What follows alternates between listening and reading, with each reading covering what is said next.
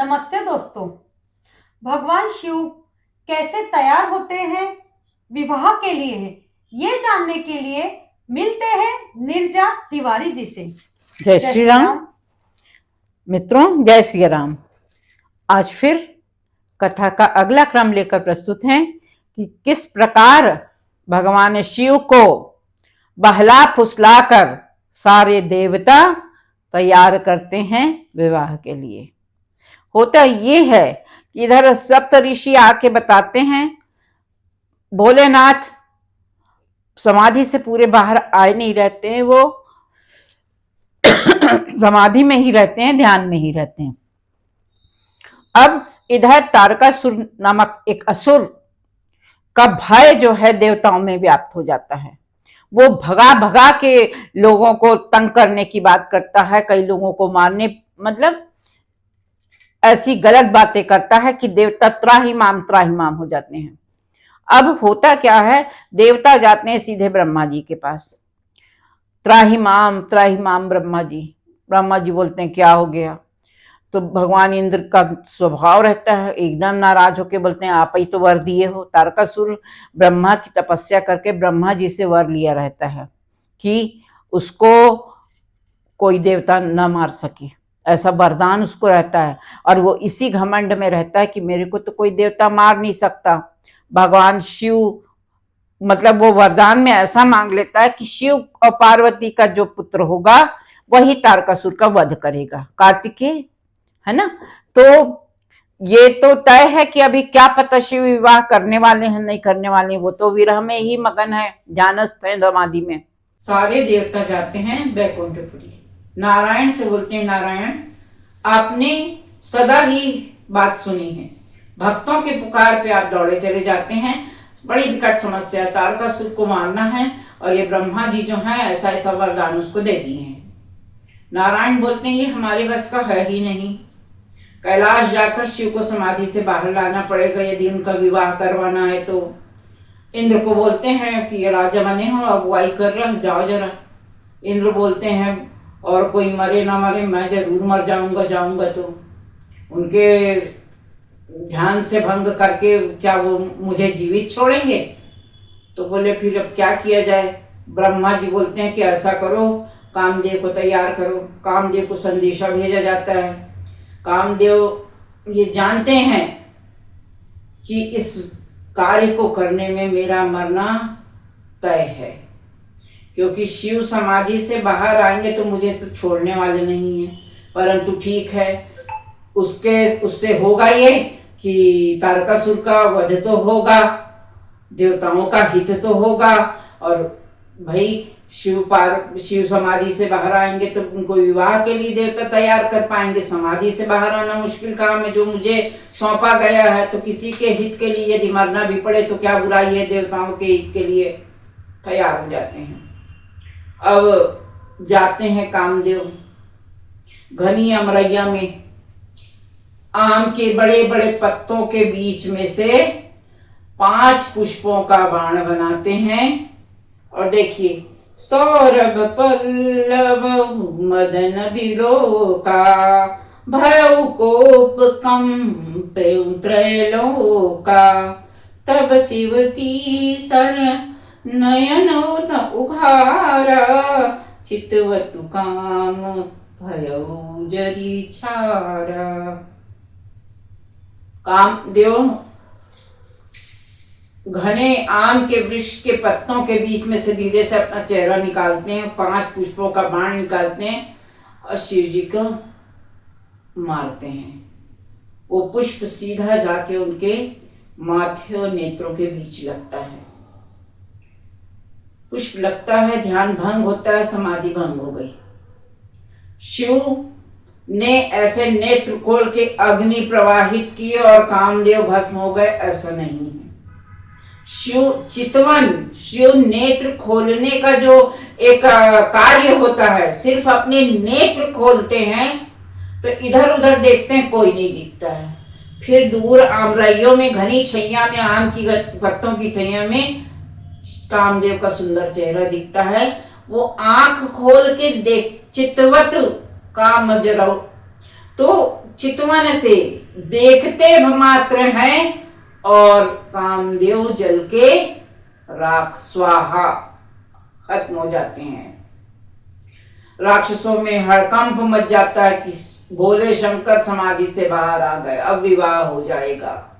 बिल्कुल परेशान हो जाते हैं। इधर देवता नाचने लगते हैं, खुश हो जाते हैं और सब टोली के टोली बना के आते एक ही साथ हैं और आके कैसा नाटक करते हैं वो जरा सुनिए। परंतु उस विवाह की तैयारी से पहले भी आपको एक बात यहाँ जानना होगा कि कैसे कामदेव भस्म होता है। देवताओं में प्रसन्नता छाती है, असुरों में दुख चाहता है और तीनों लोग कामदेव की उस मतलब 48 मिनट लगते हैं ब्रह्मलोक से बैकुंठ से कैलाश तक आने में। उस 48 मिनट में पूरी धरती कांप जाती है और काम की सुगंध और काम का एक व्यवहार सबके अंदर समा जाता है। कहा जाता है कि उसी समय से कामदेव अमर हो गए। सबके हृदय में काम व्याप्त है। काम यानी इच्छा, कामनाएं, कामनाओं को ही काम कहा जाता है। किसी भी गलत अर्थ में लेने वाले लोग जरा अच्छे से समझ लें कि काम का मतलब होता है इच्छाएं, हमारी अनंत इच्छाएं जो हर मिनट में तेजी से 100-200 उपजती रहती हैं, वो है काम। ठीक है, तो वो रास्ता जो पार करते हैं कामदेव, उसी समय पूरी धरती में काम व्याप्त हो जाते हैं। अब यहाँ क्या होता है कि कामदेव भस्म होते हैं। पत्नी रति रोते हुए आके शिव के चरणों में गिर जाती है और बोलती है कि मेरे पति को जीवित करो और नहीं तो मेरे को भी मार दो, मैं जी के क्या करूंगी। भगवान शंकर उनको बोलते हैं देवी जो हो चुका उसको बदला नहीं जा सकता। हाँ, तुम धैर्य धारण करो, तुम्हारा पति अब अमर हो गया, वो सबके अंदर व्याप्त रहेगा अनंग के रूप में। अनंग यानी बिना देह का। तो रति बोलती है बिना देह के स्वामी को पाकर मैं क्या करूंगी, आप मुझे सच सच बताओ कि कब देह रूप में मुझे ये प्राप्त होंगे। तो भगवान शिव कहते हैं जब जदुवंश कृष्ण अवतारा होई हरन महाभय महिभारा कृष्ण तनय हो ही पति तोरा वचन अन्यथा होई न मोरा। जब यादवों का कुल शासन करेगा, कृष्ण का जन्म होगा इस धरती का भार हरण करने के लिए, तब कृष्ण के पुत्र प्रद्युम्न नाम से तुम्हारा पति देह धारण करेगा और तुम उसकी पत्नी बनोगी। तुम उससे पति रूप में जो द्वापर युग है उसमें प्राप्त कर लोगी। अब ये प्रसंग जब तक वो दुख से बाहर करते हैं पार्वती सती को, तब फिर अब ये देवता पहुंचते हैं वहां पे कि भाई अब ये तो हो गया। ये होने के साथ साथ काम दहन होता है। उसके बाद शिव को विवाह के लिए फिर भी तैयार कैसे किया जाए, तो देवताओं के आने और कामदेव के दहन के बाद देवताओं के आने तक एक घटना और होती है। राम ये जप में व्यस्त मगन रहते हैं, राम नाम की धुनी में सदा ही मगन रहते हैं। उनकी भक्ति से प्रसन्न होकर राम प्रकट होते हैं। अब राम प्रकट होते हैं तो यहाँ देखिए कैसे उल्टी गंगा बहती है। हम भगवान से प्रार्थना करते हैं, भगवान की भक्ति करते हैं, हम भगवान से मांगते हैं कि हे भगवान ये दे दो वो दे दो, ऐसे ये सब पूरा हो जाए। यहाँ पे भगवान खड़े हैं और भक्त यानी भगवान राम खड़े हैं। वो आके बोलते हैं हम तुम्हारी हे सखा हम तुम्हारी भक्ति से प्रसन्न हैं। राम और भगवान शंकर का जो रिलेशनशिप है वो सखा है, स्वामी है, दोस्त हैं और सब कुछ है एक दूसरे के। तो यहाँ राम बोलते हैं कि तुम्हारी भक्ति से मैं प्रसन्न हूं। तो भगवान शिव को बोलना चाहिए था कि उनको क्या चाहिए, पर शिव तो देने वाले हैं ना। कभी मांगते हैं कुछ, कभी नहीं दे। अपन ने आज तक ना किसी पौराणिक आख्यान में पढ़ा है और ना ही ऐसे जो सीरियल्स वगैरह में भी आता है उसमें हमने देखा भी नहीं। तो यहाँ पे भगवान शिव उल्टा भगवान राम से बोलते हैं कि कहो मैं तुमको क्या दूं। और खुश हो जाते हैं। राम यही तो चाहते थे, वो देने थोड़ी आए थे, वो तो लेने ही आए थे। वो बोलते हैं अगर आप मुझे सचमुच में प्रेम करते हैं तो मेरी एक बात पूरी कर दीजिए। भगवान शंकर बोलते हैं जो कहो, शिरोधार्य है। मिल गया मौका प्रभु राम को, बोलते हैं ऐसा करो आप पार्वती से विवाह कर लो। शंकर जी मुस्कुराते हैं, वो समझ जाते हैं, बोलते हैं शिरोधार्य स्वामी। राम अंतर ध्यान हो जाते हैं, शिव राम नाम में मगन हो जाते हैं। और जब वो राम नाम में मगन होते हैं, देवता आते हैं, बारी बारी से चरण दंडवत करते हैं।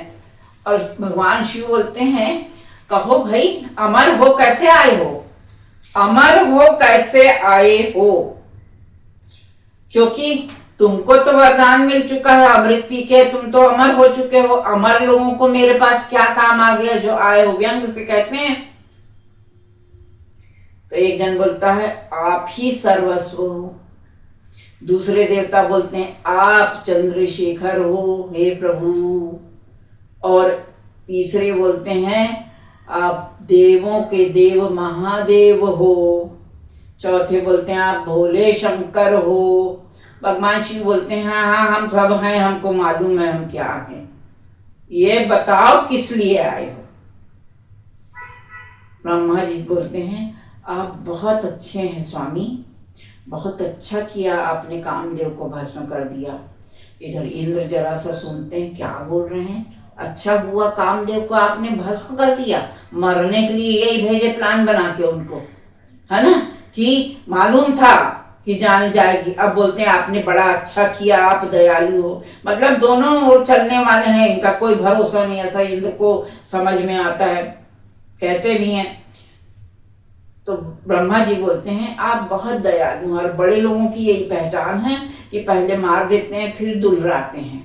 आपने अच्छा किया, सती को वरदान दिया कामदेव को जीवित करने का, लेकिन अभी आपने बहुत अच्छा किया भगवान कि आपने कामदेव का दहन कर दिया।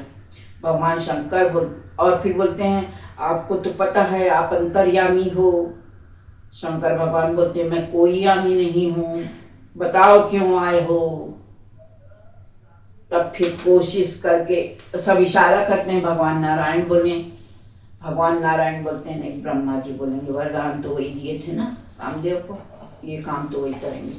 फिर ब्रह्मा जी बड़ी मुश्किल से भगवान से कहते हैं ऐसा है भगवान, बहुत दिनों से कोई उत्सव नहीं देखा हम लोगों ने, नए नए कपड़े आभूषण अपने मुकुट को धारण करने का कोई ऐसा मौका ही नहीं आया। ये सब देवता लोग चाह रहे हैं कि आपका विवाह अपने नेत्रों से देख लें, सज धज में जो वैभव है उसको पान कर लें, पूरे वैभव के साथ तैयारी के साथ आपके बारात में जाने को इच्छुक है सारे देवता। हे देव आप कृपा करिए, हमको मालूम है कि आपने भगवान राम को वचन दिया है कि आप पार्वती से विवाह करेंगे। भगवान शिव बोलते जब सब मालूम है तो इतना नाटक किस लिए, ये सब।